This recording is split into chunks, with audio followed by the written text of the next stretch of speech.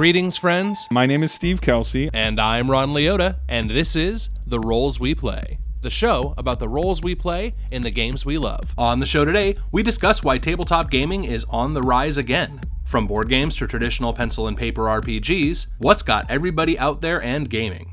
I'm good. I'm a professional. I'm a professional podcaster. Yeah, podcasts. I have heard your podcast. They do sound professional, but participating in one is a little behind so I thought you were the big green head of Oz, and now I find out that you are in fact even though you don't have a mustache, this would have been better if you had a mustache. Yeah. But the mustachioed charlatan trickster, still impressive. You still run a good game, but it's a different game than I thought. Oh yeah. No, I mean you have expectations of people. I mean, like, I knew you through con and then your music, and then I'm like, oh man, this is cosplay from Death Star. Is he gonna want to hang out with me? And the answer is yes. It's like, oh yeah, no, he's just a big nerd like me. Yeah, that's good. No. I just found someone that let me talk rhythmically over beats.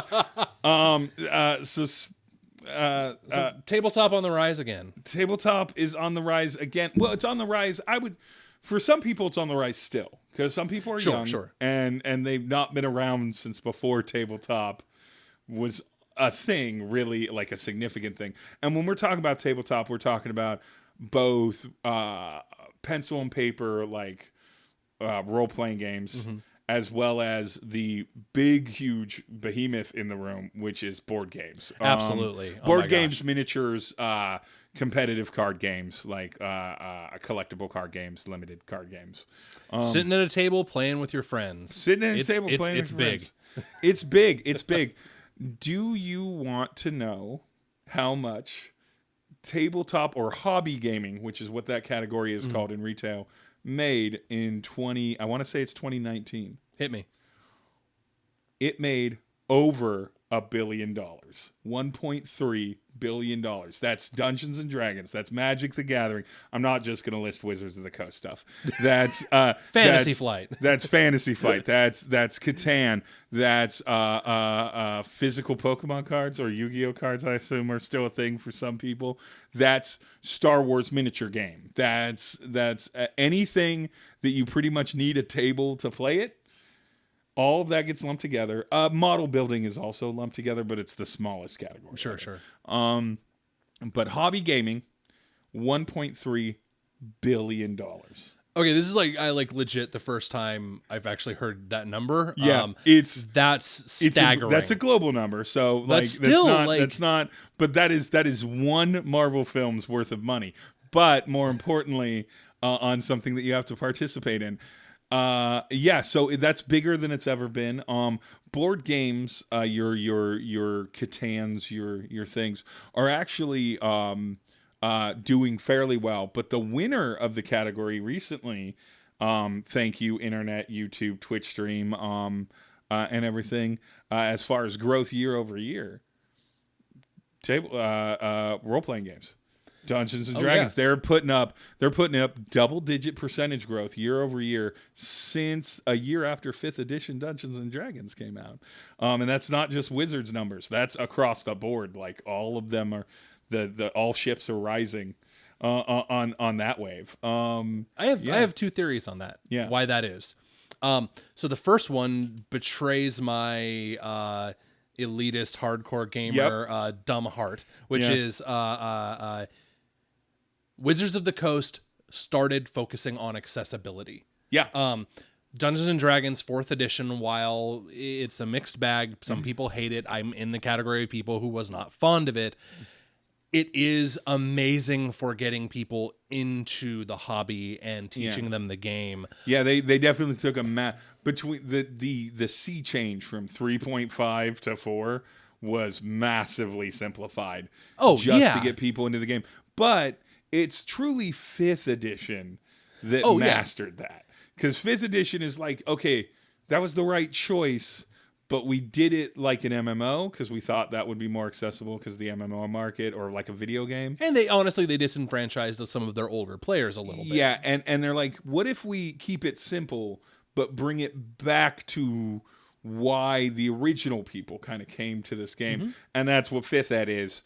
And for real serious tabletop players, Dungeons and Dragons is not the beginning and end, alpha and omega of role-playing games. Oh, no. Tons that are better, honestly. They're better systems. They're more clever. They're more interesting. They match better with the world they've come in. But much like the cheeseburger of America, Dungeons and Dragons is something everybody is familiar with pretty much globally. Like, Absolutely. They know what it is. They also can kind of have an expectation of a range of quality or lack thereof quality of a Dungeons and Dragons game. Like, it's not going to be so strange. They're not going to get hit with a lot of curveballs if they get invited to play on D&D or they start playing it. But they're also not going to be deeply confused. It's not going to be super complicated, especially now that 5th Ed is out. You can pretty much learn it in an hour to an hour and a half and start playing that session. Versus when I was a kid and it's time to get out the spreadsheets. It's Thaco. So that's the market. But we're talking about what's causing the rise of this. So my other theory, along with accessibility in gaming, is number one. That's one. The other one is what we're doing right here, podcasting. YouTube videos, Twitch streaming, showing people what it is. I would argue that the reason I started playing more complicated board games was because some angel of a person would go online and be like, here's the rules for this Fantasy Flight game. And I'm like, oh, God, I don't have to read a 100-page manual. Oh, neat. I'm not having to read a novella to play this damn game. Like, you could have gotten me to play Ticket to Ride any age. But, like if you're talking about Game of Thrones, the Fantasy Flight game of the thing, or even if you're talking honestly about something like Descent, right? Mm-hmm. For some reason I'll read a D&D or a werewolf book and everything like that, and read about that, and I'll dive into it. But if I open up a board game and the packet's more, or the like rules are more than like 10 pages, I'm like, I don't know if I want to play this. So YouTube instructionals on how to play. In the case of RPGs, just showing people doing it. Just literally showing people doing it. How big of an industry is it right now, people playing D&D for a living? I remembered how it was such a social outcast hobby to have. It wasn't something anybody would want to even be near, let alone watch. Now you have people like Matt Mercer who are making extremely lucrative livings off with of Critical Role, running D&D. Yeah, one of my favorite forms of entertainment is a D&D series that College Humor through their Dropout app put up called Dimension 20 that we've discussed a little bit. And when College Humor recently kind of lost its primary investor, changed things, and it's still releasing videos because it was good about recording most of its material months in advance. Yeah. So you're still seeing videos come out from them on their YouTube, and if you are a Dropout subscriber. But those videos were filmed months ago. They laid off almost all the staff. They did things. They sold it to their head of content. They sold enough shares so that he could run and hold on to the site. And the one in front of the camera employee that he kept is Brennan Lee Mulligan, who runs Dimension 20, their D&D podcast. He's an improv actor. He's from Upright Citizens Brigade. He helps teach at a chapter there. You can see him live on stage. He also does a Dungeons and Dragons camp and stuff like that. But more importantly, that's the thing. And there's still a live Twitch stream weekly of a continuation of one of the seasons. The fifth main season of that is coming out soon. Yeah, isn't the current one with the McElroy family? So yeah, the last side story that wrapped up just recently with the Justin Griffin and Travis and Clint. Is it McElroy or McElroy? It's McElroy. McElroy. Okay. When you read it, you might pronounce it McElroy. Got it. But the way they pronounce it is McElroy. And they're probably the experts on that. They did a bunch of stuff for Polygon Gaming Channel. Mm-hmm. A bunch of stuff for I can't remember the podcast or the website, Engadget and their gaming thing, Joystick. And then they started doing podcasts, My Brother and Me, which is a great podcast. Honestly, anyone listening to this in podcast form better know what that podcast is. Yeah. If you're going this fringe, come on, you gotta know some of the juggernauts. It's like I only go to fast food chains that no one's heard of, not McDonald's. The only bands I listen to exclusively release all their content on Bandcamp and SoundCloud. I mean, that's me. Well, SoundCloud, what's that? But yeah. So they had that. That was great. So yeah, it makes it more watchable. It's super entertaining. It was, and there are a ton of people that play D&D or do D&D related kind of podcasts and stuff like that, or YouTube series. Now there are people. I mean, now you have game stores that have people run the adventures regular gaming sessions to get people into D&D, and so they'll have like either people that work for them or volunteers that are just customers. Like the rise of RPGs is very tied into A, making them easy to play, B, Wizards of the Coast really going full press on letting people use their properties for whatever. And it's not like these people got permission from Wizards. The open game license on D&D 3 was really huge. Changed the game in the late 90s, early aughts. And really quick, those of you who don't know, D&D in 3.0 days, they actually created an open game license for their system to allow blanket approval for people to use their stuff, which was effectively unheard of before that. Yeah, no one did that. And yeah, so it was huge. So Wizards and who owns Wizards? Mattel? Hasbro really have looked to make it to like understand that spreading the brand matters more than getting licensing fees from people. Yep. Much like the video game industry figured out when Let's Plays started coming out, and they're like, oh, we don't need to give them permission. They're just advertising our game for us. Who cares if they make a few hundred or a few thousand or tens of thousands of dollars, honestly? Because if they make tens of thousands of dollars, that means eyes are on their thing. They're loving the game, playing it well. That means people buy the game, everybody wins, right? And so it's the new mixtape, man. You know how many albums I bought because of mixtapes? Yeah, right. So you have D&D, but then you also have board games, and board games is a bit more of a clever thing on how it got popular, because there's not a lot of board game podcasts. Polygon does have one. And you know, there's dedicated board gaming channels, but there's not a lot of like Will Wheaton has a board gaming. Channel, Geek and Sundry have some board game stuff that people have been on. Board games is weird though. So the increase, I think, in board games. So are you prepared for me to go into history a little bit? Because I got some. Do it. All right. So let's go back to the beginning. Somewhere between 5500 and 3500 BC in Egypt is the first recorded board game. For a second, I thought you were going to punk me. I thought that was you were leading into a joke, but you were going this far. It's something like Senek or something. I don't exactly remember how to pronounce it. So somewhere around there is the first recorded board game. Now, this doesn't include things like Go, which is sort of like an Asian strategy game along the lines of chess, or variations on those. This doesn't 100% include those, but Fertile Crescent, Mesopotamia, a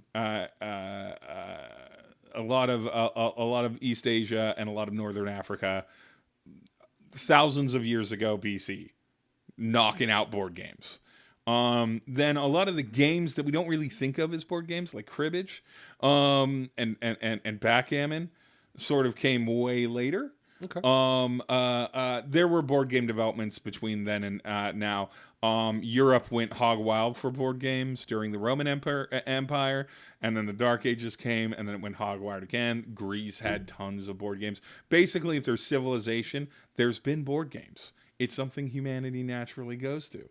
They come up with a thing where they can sit up something small on a table and play against each other. Cards, dice games, things like that. But we're going to fast all the way forward to when board games started impacting the United States, because that's where we live. Sure. So the United States actually abandoned the board game thing early on. Most of the puritanical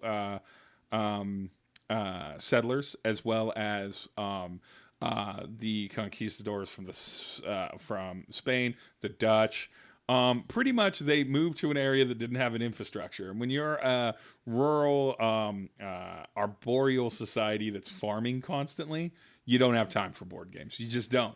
And so those societies don't do them much. So they stick to dice and cards mostly. But around 1820, again, I can't recall the name of the game, the first board game in America was published. And as far as an American published board game. And that's when we got to the kind of beginnings of it. Board games that we would know, Monopoly, for example. How old do you think Monopoly is? 50, 60 years? Monopoly is first theorized to have been kind of roughed out in like 1904. Oh, 1904, wow. Over 100 years old. Sorry is from the 20s. Candyland is 1949. So America in the really in the turn of the 20th century, the end of the 19th, turn of the 20th century, starts falling in love with board games for the first time. And it makes sense.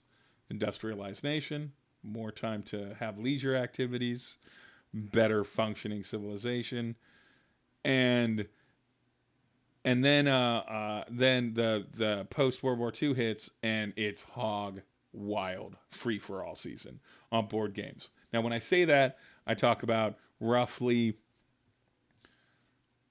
30, 40, maybe 50 board games being published a year. Mm-hmm. We don't really see a change in that until the 80s. And in the early 80s, when they were up to publishing about globally 700 board games a year, is when you start seeing things like Scrabble, like Fibbage, Mousetrap. So weirder, fun play board games, as well as like social board games. Like what Pictionary eventually led to, those things, categories. Well, back then it was mostly like social board games and then board games that doubled as toys. Toys for kids, yeah. And everything. But that led to some increase. You started seeing increase in board games. You started seeing increase in sales. They became party tricks again. And you had that, but that was kind of I'll call that the second modern wave. And then the third modern wave, and where we're going to start is talk to me about, because I guarantee you they're going to be in this. Talk to me about some of the games that got you seriously into board gaming as an adult. So the games that seriously got me into board gaming as an adult were mostly Fantasy Flight games. Okay. Arkham Horror was probably the first hardcore board game I got into. I put about $800 into collecting the entire set, like you do. Like God wants you to do. And while fully acknowledging the not just problematic but horrific character of H.P. Lovecraft himself, I ended up collecting all the Arkham games. Eldritch Horror, Arkham Horror card game. He's not making money on them. It's fine. Yeah, he's very, very much long dead, and I'm hoping family barely makes money on them. It's fine. But in the end, it's for me. It was Fantasy Flight and some of the more complicated. Realizing that board games were more than Monopoly. More than Monopoly. I think that's a good tagline because board games are more than Monopoly. Would you have said that you'd played Apples to Apples before that? I did play Apples to Apples before that. Yeah. Apples to Apples was the top-selling game of 1999. That damn game was everywhere. Yeah, it was everywhere. And it was exactly the right thing, right? Number of players anywhere from, usually Apples to Apples gets good around 5 players plus, and it's real good with like 8 to 10. That's your sweet spot on an Apples to Apples group. Young people turn it into nonsense. People that are, like more earnestly natured play it into the rules of it, but everyone has fun with it, right? We just made Cards Against Humanity. Yeah, which we'd actually just take markers and any card we thought was lame, mark it off, which is why write a vulgar card. Which is why a little over a decade later, Cards Against Humanity came onto the scene, is because there are like people are playing Apples to Apples like this. Hitler is killing it in Apples to Apples. Why is that? All right. So you get to this almost shocked me because I would have called it later, but it makes a little bit of sense because of the slow nature of board games. 1996 is when Catan comes out in America, right? Catan is arguably the figurehead of third wave or like modern era gaming getting going, right? Like it's a German developed game. It came out the year before in Germany in 95. It wrecked Germany financially in the way that people immediately jumped into tournaments. It was a well-crafted, simple strategy, bluff, play with people, kind of manipulate them kind of game. It hit all the marks. America's still not there yet on a mass thing. By, I'd say, 2004, when Ticket to Ride came out, is when we were starting to see those common sort of like better Western games. Then you get to 2009, you got Small World, which is basically Risk if it were good. Small World is so good. It's so good. It was the game of the year in like several countries. It won tons of awards. Days of Wonder is a great studio. And everything. In 2000, about 1,200 games globally were published, estimated by Board Game Geeks. Mm-hmm. They have a graph for this. In 2019, over 5,000 games have been published brand new globally. That doesn't shock me. That is almost a quadrupling of games, essentially, in a 20-year period from an era where we were just coming out of categories, just coming into apples to apples. So basically from apples to apples to... what is it? Wingspan, I think, was the game of the year 2019, which is a cooperative game that's called an engine building game where you have all these different pieces you can get and you sort of combine engine, and it's cooperative, but it's about bird flight patterns. So like that's where we're at now in games. We're no longer like, oh, you need to have like a theme or like a fun thing or don't wake daddy, like or you need to be like trading resources and everything. We're like, what about bird migration? Can we make that a game? I think a good illustration of how well a thing is doing is how niche the genres are that get involved. Because I mean, like, I remember starting out collecting board games. There was maybe 3 or 4 horror-based board games out there, and as a horror fan, I was always seeking those things out. I would say 75 to 80% of the board games I own are horror related, and I have a giant shelf full of them. Yeah. And I have everything from like, oh, here's a game about, surviving a slasher movie. Here's a game about telling the story of, communally telling a story of horror movie tropes. Like, it's great when all those niches come out, because that's proof in the pudding that, like, okay, now we got to start expanding our ideas. It's not just, all right, guy with a top hat and a mustache is making money. Right? Like, it was just, Monopoly was actually supposed to be a warning about capitalism. It was. Monopoly is an episode all in itself. I'm sure YouTube has it. Hold on, let me plug some YouTube things in here just because it's funny. What were the board games that introduced you to the modern era of board gaming? Comment in the or put that down in the comments before, and don't forget to like it. Anyway, smash that like button, hit that bell.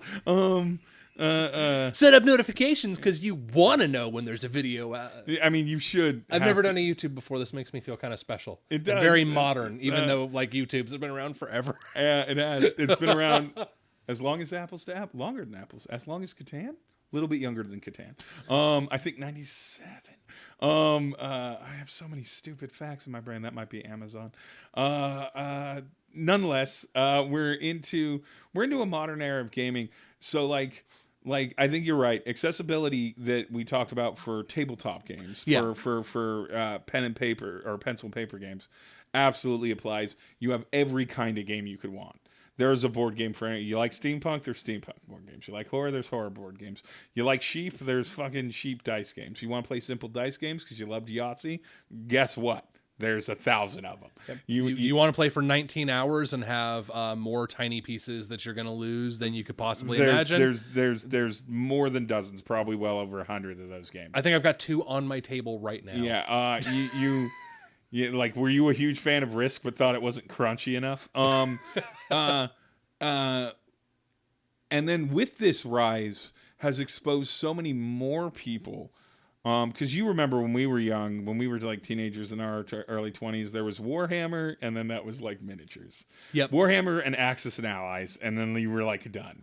Right, and that took such a level of money, commitment, and talent if you wanted to be to even have painted armies that it was like who has time? I don't want to. Right now, you have genres that are nice in between steps, right?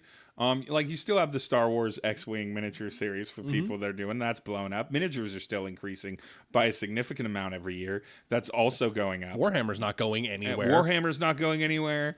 War Machine isn't going anywhere. Yeah, tons of great games. And then what these have also done is something that relates back to our last episode, which is talking about adult friendships and how gaming sort of acts as a way to connect amongst adults. Because in the old days, games were sold in supermarkets and large retailers like Sears. And then separately from those spaces would be like comic book stores, collectible card baseball stores. Then the 90s came along, Magic the Gathering came along, Pokemon came along, and they're like, maybe just a card store, maybe a card store with some comics. And then those are looking for other products to sell. And they're like, what are these cool board games that feel like they go with our people? And now in a modern era, you have board gaming bars.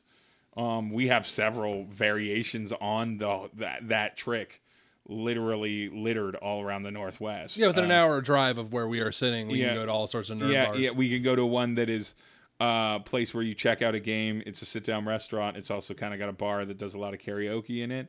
And so you can order drinks, you can eat your food, you can sit down, you can check out a game, but it's just a restaurant with gaming in it. There's no way to buy anything there. You can go to one that's you can get food. It's a little bit more like diner food. It is a retail space, but you can also reserve games to play your RPGs at or sit down at a table and play a board game. You can check it out, and then if you like it, you can go buy a new copy of it. And then there's ones that that you have a big retail space, and then next to it, standalone, you have a bar. And you could just go into the bar to drink and eat, and you don't even have to game. It's just a bar, right? And then opening up beside it is this giant gaming thing. So maybe your buddy suggests that you go to it. You don't play board games or anything, but it's like, oh, you get drinks after work. You go over to that thing, and he's like, hey, you want to play like a 2-person card game? While we're sitting there, again, check it out for free. So it created these community spaces for adults that were all fans of these things to meet each other as strangers in a safe space. And I think that's a big thing that changed the rise of it, because it no longer became I read a review or I take a risk on a game that I bring home and set up a time to play with my family or play with my friends. Now it's literally I can go to a place, spend nothing, maybe talk to a retailer and be like, what's hot right now, or a person, an employee, gather friends together, play it, we like it, and then 2 out of the 6 of us go and buy a copy each. Game makes money, retail makes money, bar makes money on booze and food. Done. It's a business. And it expands gaming, expands what you expect. It turns it less into an intimate thing you do with family and close friends, and more into like, this is bowling, like this is what it is. So one thing you said that I wanted to touch on that I kind of want to run a theory by you. Now, you talked a little bit about how like these stores have started expanding into more and more products and whatnot. Yeah.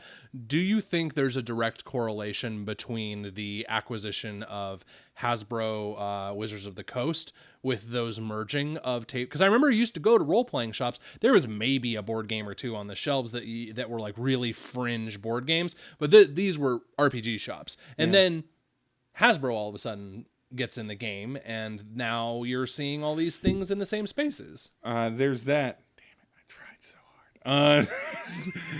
hard. For those of you just listening in the podcast, I'm trying so hard not to touch the mic stand, and I accidentally tapped it.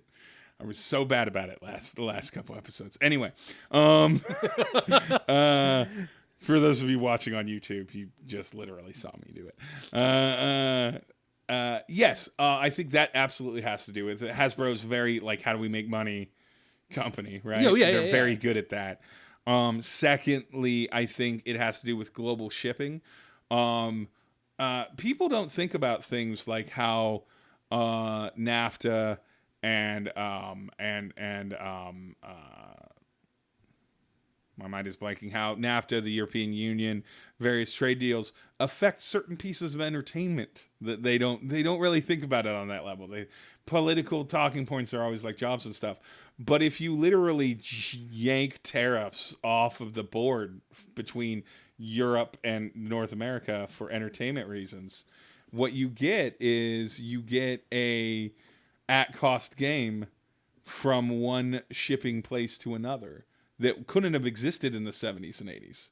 There is no way a game made in Germany in 1975 could have sold at a reasonable price in America after the amount of taxes and import fees it would have taken. But we're in the modern era now. So it literally cost them the shipping to get the thing over here. And if they can ship it in a large enough function, then you get a higher profit margin. So I think that combined with Hasbro going whole hog and the fact that we all are now used to all of them being in the same space, right? If you go into a board game store and you see a bunch of comic shelves, nobody is phased. If there's pop vinyl figures and toys in there, all's the better, right? Like, I would be weirded out to walk into a store that contains board games and not see a D&D shelf. I went. I lost a bunch of my D&D books, and by lost I mean they were stolen out of my car. They didn't know. They thought it was a laptop bag. They were probably both disappointed and confused when they opened up like 6 D&D 5th edition books, like 3 players manuals, a couple other supplementals, and a DM's guide.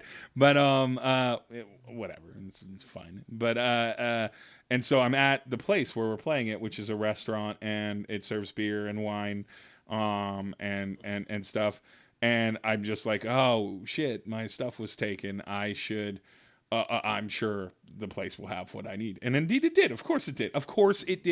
It had booze, it had food, it had board games, it has Magic the Gathering cards, it has role-playing games, it has miniatures at it. The only thing it doesn't have is comic books. Versus if you go down to some other locations, there's a comic book and board game space that has like tables for people to play at, and it's in like a shopping center that has food that they just let you bring in. So you can go to Subway or like Domino's, get something, and just walk in and sit down and play their games or read some comics, right? Mm-hmm. Like, so I think that evolution has changed a lot more so, that, and then combined with Hasbro being like, this should be everywhere. And then those stores providing board game nights. We have a chain of stores that up until just recently had regular like Sunday family board games, and they literally had staff members showing people how to play different board games and then playing them.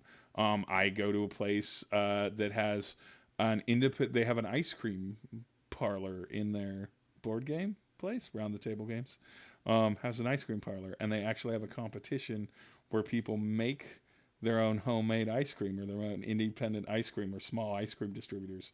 And monthly they have a competition where they do that, and people vote on it, and they eat samples for free, and they can buy more of it.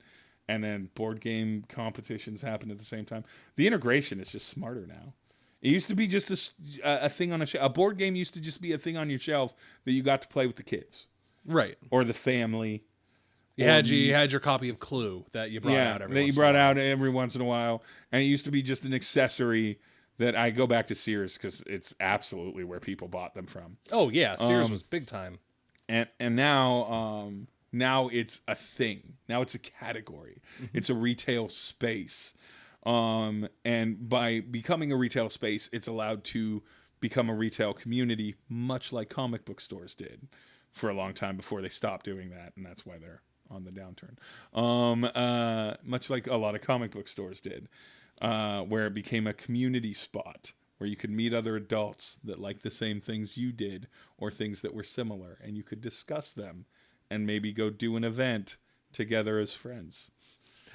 Right on. So before we wrap up, I want to pose a question to the audience, a little audience participation on this one, because this is something I wanted to talk about. We're running out of time. Yep. How many of you out there play a board game single player? I've noticed most of the games I have bought in the last 6-7 years have single player modes. personally never touched it for single player. Nope. I'm wondering if that is a motivating factor for purchase, if that is part of the reason there's a rise in board games, that you don't need a ton of people to do it anymore. So you tell us, have you ever played a board game solo? And if so, was that actually a motivating factor for buying the game? Yeah. I have also never played a solo board game. I've played a lot of 2-player modes with my wife. Me too. And I love it when a game has a 2-player. I'm not against 1-player. I've just never done. I have too many other things usually that I, as a single person. It's laziness for me. Sheer laziness. Yeah, it's like I could play a video game. Yeah, I have a controller. Yeah. And that's all I got to pick up versus I'm going to lay out all the tile. Nah. Yeah. But there are a number of games. So yeah, I'm interested about that too. I think the rise of board games is it's projected, by the way, to make stupid money. The projections on board games, if they continue to go on the rise, or hobby games, if they continue to go on the rise, is somewhere in the neighborhood of it's like double-digit billions eventually. Like it's ridiculous. But there's a map that was put out, or a graph that was put out, that showed from 2016 to with 3 years of projecting data all the way to 2023, and it's big. So I expect 2020 will be even bigger as we continue to not be able to go places because we're quarantined. And that 2021 will be larger than that, as all realms of gaming, board, RPG, video game, LARPing, every realm of gaming. So is it safe to say it's on the rise and there's no sign of it stopping? No, there's no sign. People desperately need entertainment to distract themselves from the horrors of the world. Everybody's just looking for something to do that doesn't matter for a little bit of time. And so I think we're going to see it rise even more. It'll eventually hit its level off. But like everyone thought that was going to be true for video games for so many years, and they keep just blowing them out of the water. Yep. And keep inserting themselves in areas that people didn't even have when they started predicting that video games were going to slow down. And so I don't know what card, board, dice, other kinds of games will come up in the next several years, but when they do, people will play them and they'll buy them. Heck yeah. And I'm excited for it because it means that I have more distractions to not think about my own mortality. Pretty much. That's really, pretty much all it is. We're going to end this episode on a dark note. So we'll end it on a dark note, and then the very callous plugging of things. Oh, the callous help us support our own gaming habits. I'm going to plug first this time, and then I'll let you plug, because you know how to exit the episode. Oh, yeah. So if you're watching this on Dying of Exposure, first, thank you for coming to the channel. And second, hit that like and subscribe button. Smash that like button. I'm kidding. I'm not kidding. Please do it. It would be really nice. We have a number of these. These come out on the 1st and 15th of every month for the roles we play here with Leota Gaming. Yeah, I'm plugging your business too. That's right. With Ron.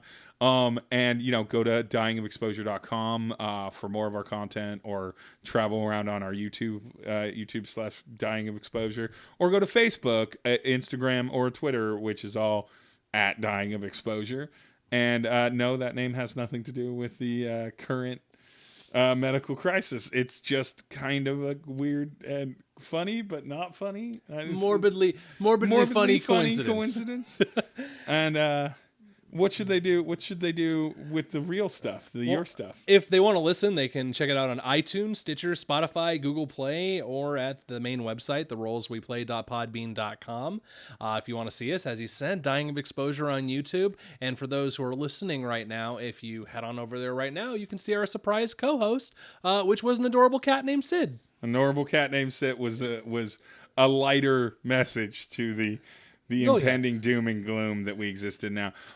Make sure to buy board games from local creators. Yes. You will have a board game convention somewhere in your area.